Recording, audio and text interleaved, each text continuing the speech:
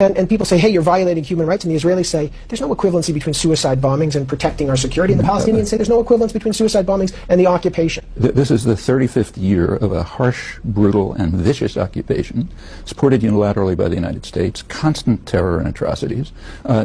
Suppose Palestinians say, well, we're under terrorist attack for 35 years, therefore we have a right to carry out suicide bombings. Which is what they say. Do you accept this? Does anybody accept it? Nobody accepts it. All right, then how come everyone accepts the Israeli claim to be doing it, which is a much weaker claim? Because after all, there's no symmetry in this situation. They are the military occupiers. Palestine isn't occupying Israel. And this isn't just started now. It's gone on years ago. I mean... So does that, in your mind, justify no, the suicide bomb? Of course not. It doesn't in anybody's mind. So it invalidates both sides. Those who defend suicide bombing, and there are very few, don't have a leg to stand on.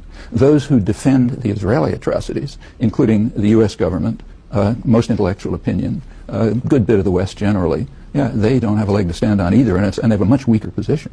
You asked us after September 11, one of your points was we got to look in the mirror, we being America or the West, we got to look in the mirror at our own.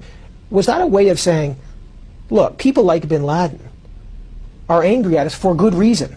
No, in other words, is there a way to justify... That's not what I was saying. The statement of mine that you just quoted is a very conservative statement.